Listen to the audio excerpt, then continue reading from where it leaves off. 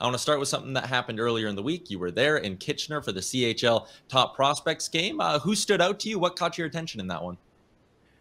Yeah, it's always great to go to a top prospects game to see, what that class looks like and getting them all on the same ice together. You take the evaluations with a grain of salt, certainly a lot different than when they're playing with their regular teams.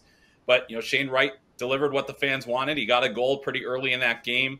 Had a decent game. It wasn't his best, but, again, it's a prospect showcase. But it's good to see the top player make an impact on the game the way that he did. Kind of faded down the stretch. Actually, the team that he was on, Team Red, didn't quite have it that night. Just couldn't get things going offensively, and Team White ended up coming out with the win. The guy that really stood out was the MVP, Jagger Firkus, who has really come on strong. Big points this year in the WHL. He's really, he's not the biggest guy, but he's shifty. He's quick. He's got a high-end shot, which he was able to showcase in that game. So that's another name to know, as he's kind of moving up the charts over the course. And that was happening before the Top Prospects game. But when you deliver a performance like that, it really helps. But I also really liked the defense that I saw in that game. The defenseman, Denton Matejchuk, was one of the guys that was on there that really stood out. He was the captain of the Team White and was able to move pucks extremely well. Highly skilled player, very sure-handed. Another guy that lacks size, but he's putting up big numbers in the WHL.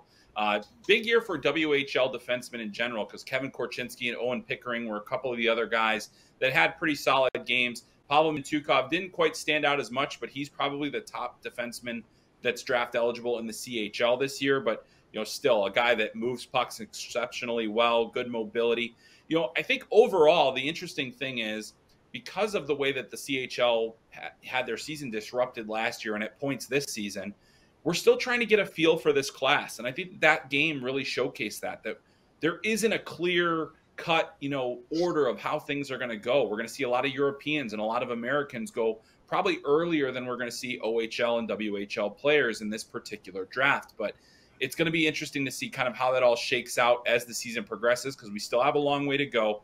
But either way, getting a Top Prospects game after not having one last year. I mean, this was my first time in Canada since the last Top Prospects game. It was so great to be back in your home country there, Tyler and Chris, because this was I missed it, and it's great to be in a rink, especially in Kitchener at the Memorial Auditorium.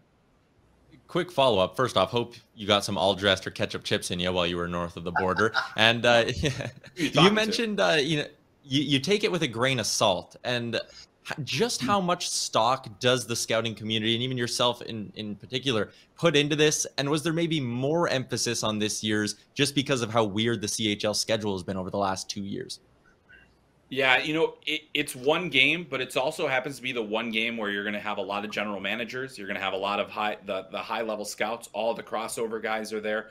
Teams are bringing 5 and 6 different people. So this might be the only view that a general manager gets of a player, that a top scout gets of a player. So it matters in that regard. But everybody, the general managers have definitely done a good job of allowing their amateur scouts to do the job that they're supposed to do, and then bring the list to them and be part of that process. Obviously, the general manager signs off in the end, and sometimes a bad performance here or there at the wrong time can impact a player.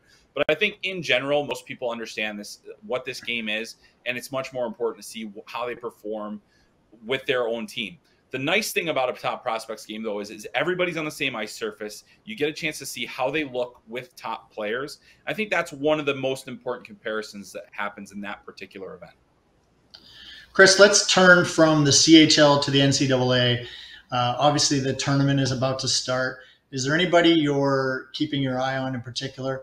And another question is just, the NCAA is obviously churning out a lot of hockey players.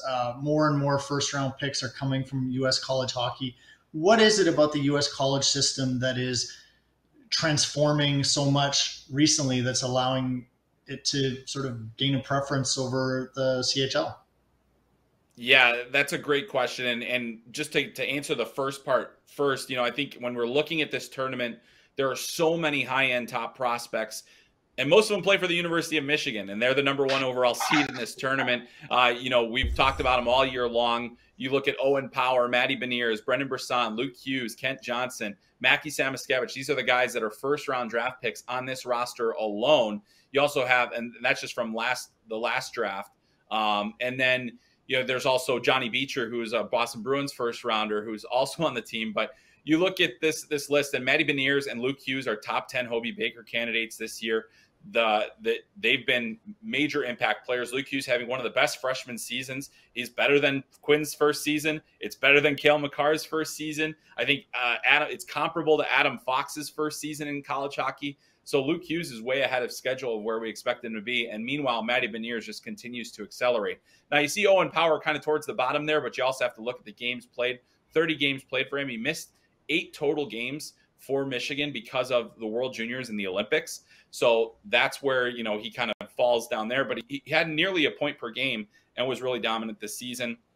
There's a number of other guys in this tournament as well that I think, you know, we're going to be keeping an eye on. Devin Levi from Northeastern University. He's actually playing right now as we speak.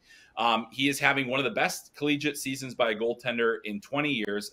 Ryan Miller was the last primary starter to have a save percentage over 950.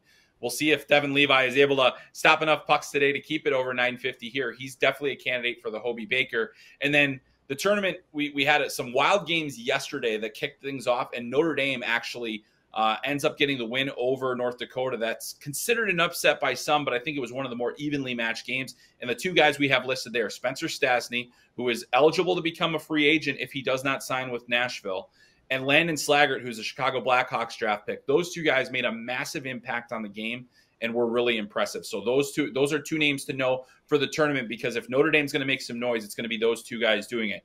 But there's tons of other first-round draft picks in the tournament this year. And just to get to your second question, Chris, the reason that I think we're seeing more and more NCAA players go to the NHL and make a quick impact, it is partially coaching. I think the quality of college hockey is rising in terms of the fact that these players are being challenged on a year-to-year basis.